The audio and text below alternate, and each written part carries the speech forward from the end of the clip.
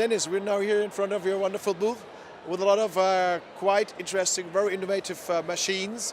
What is the positioning of your company in the market, in the world market of fitness?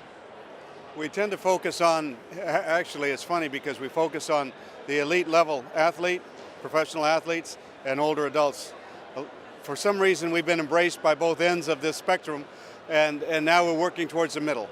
But the reason is that both ends of that spectrum are working so close to their limits, their musculoskeletal limits, that they need to be able to work the muscles very hard and preserve the joints and connective tissue.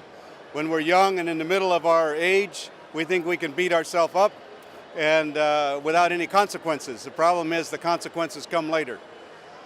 So the development of the market is quite helping you with your system, right? Or the other way, you help the market with the systems. So what is your special focus with your machines when you look at the technique? What we do is we provide a concentric and eccentric resistance just like you would have with weight. But we don't rely on gravity and iron to produce that resistance. We use compressed air. And using compressed air, it allows us to create a very pure form of resistance, and one that doesn't depend on gravity, and one that can move as fast as the individual or the athlete wants to move. So what it allows us to do is now train the speed component of a movement as well as the force component. Everybody has focused on force and how much can I lift, but nobody talks in terms of how fast can I lift it. And what we're looking for is functional strength, not just slow speed strength, because we seldom ever use slow speed strength, but strength at the speeds at which we function. So you can explain this at this machines too, you see behind you when he's training this guy? Yes, and he can take that handle and he can pull that absolutely as fast as he wants to pull it. And he doesn't have to worry about any weights flying or anything crashing. In which regions are you represented of the world? All over the world. All over the world. And does all over the world do exist the same developments, you know, with the older people getting into the need to train? Actually, it's kind of started in the U.S., but even, and I think every industrialized country and every country that was involved, certainly in World War II, has this aging group of what we call baby boomers. And so you have this group of people that were born after World War II that are now moving into their late 60s, the oldest of which are turning 68 this year. So this group is very important, and they're obviously their parents, but this group is it's very important for them to start learning how to train safely, not continue to beat themselves up training with devices that are shock loading the joints and connective tissue, but training with a resistance that provides a very smooth resistance and one that allows them to maintain their speed. We see with older adults, not only do they get weak, but they get slow. And so much of balance and so much of the stability for an older adult centers around their ability to move quickly. We don't think in terms of that, but if you start to fall, you have to be able to rock back on your heels or step back. And the speed at which you're able to do those will determine whether you fall or don't fall. Dennis, we changed the place now. Behind you there are your wonderful bikes in the special screening system. We see here 4 screens. Can you describe what we have here now?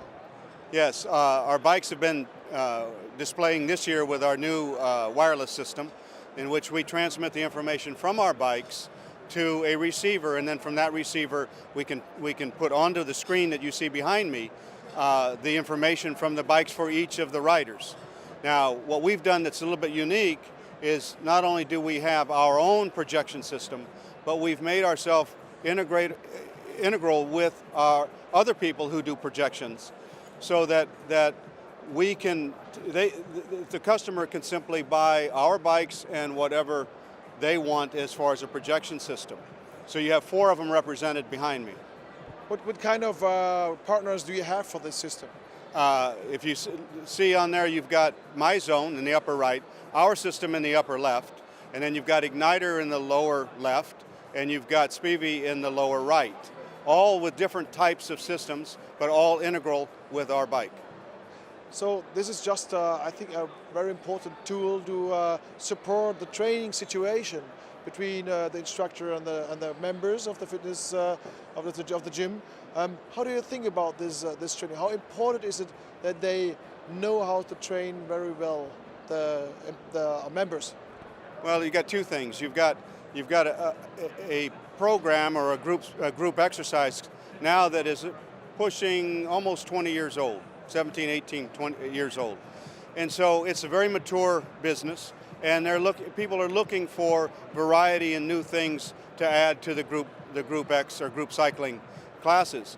This is just one of the ways to motivate their members, but also use the programs and the things that you see on the screen to actually now program the class. So you can have them ride in a certain interval. You can do certain competition. So we have competition screens. We have heart rate training screens where they can do a percentage of their heart rate. Or we've got functional threshold screens where they can do a percentage of their functional power threshold. So these are all varieties now that can be applied to their training program. So it keeps members wanting to come back. A lot of gyms do have the situation that they have a lot of members, but just a few trainers, just to take care that everybody pays and all these things. I think taking care of the members is quite important too. How is your philosophy at Keiser about this?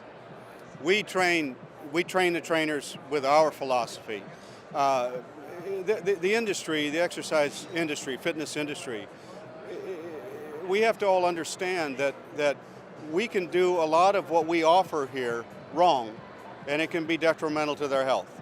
And so it's our responsibility as an industry to make sure that when we have equipment like a bike or our exercise equipment, strength equipment, that we're properly training the people to use the products.